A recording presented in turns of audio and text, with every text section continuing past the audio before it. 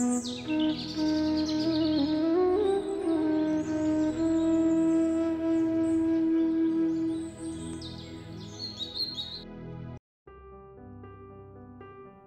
आजची भटकंती आहे सह्याद्रीच्या डोंगररांगामध्ये लपलेल्या एका सुंदर अशा मंदिराकडे.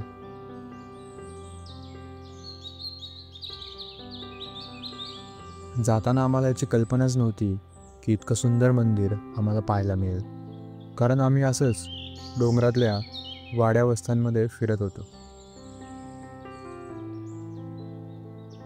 डोंगरावरती निसर्गरम्य ठिकाणी असलेली बाहेगावची ही अंगणवाडी फारच विलोभनीय वाटत होती.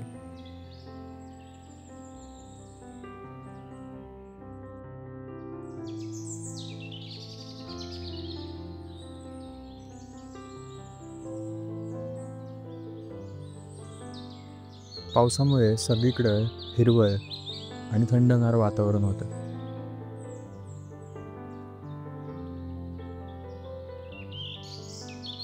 जाताना सगळा रस्ता शांत आणि सामसूम होता. विशेष म्हणजे जाताना आम्हाला एकही गाडी दिसली नाही.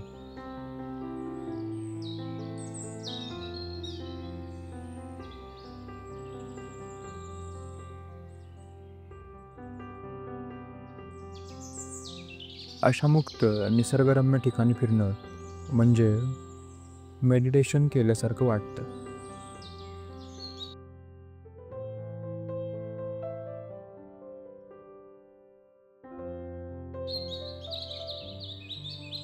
पावसामुळे हा सगळा निसर्ग बहरला होता.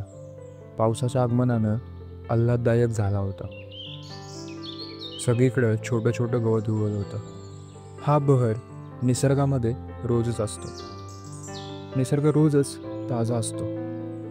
उद्याची फिकीर न करता या क्षणाला कसं परिपूर्ण जगायचं, कसं बहरायचं, कसं मुक्तपणे राहायचं हे शिकवतो. ना त्याला भविष्याची चिंता असते, ना भूतकाळाचं ओझं असतं. निसर्ग असतो मुक्त, स्वतंत्र, बेशिस्त. माणसासारखं शिस्तीत राहणं त्याला नाही जमत.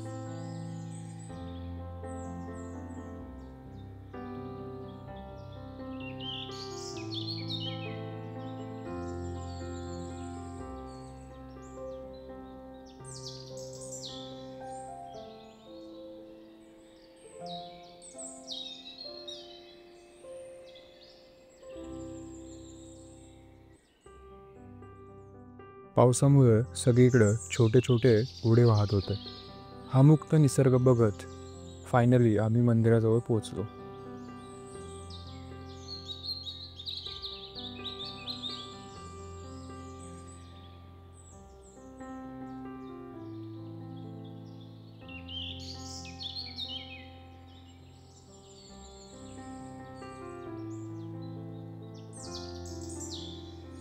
पाचगणी गावातील केदारनाथाचं हे मंदिर भलतंच सुंदर दिसत होतं.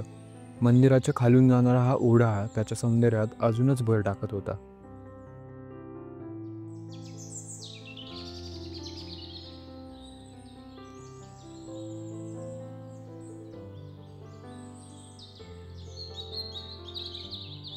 निसर्गाच्या कुशीत असलेल्या या मंदिराच्या आवारात वेगळीच अशी शांतता होती.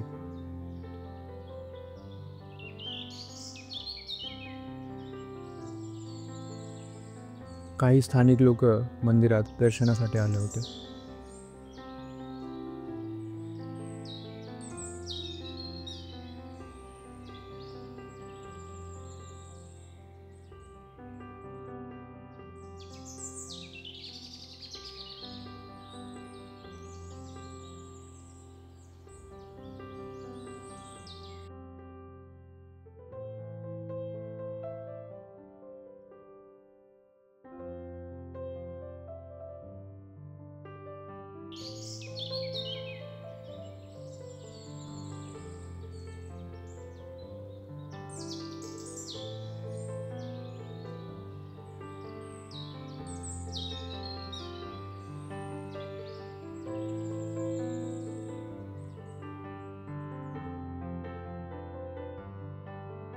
ओढ्याच्या शेजारीच एक पाण्याचा कुंड होता, जिथून स्थानिक लोक पाणी नेत होते.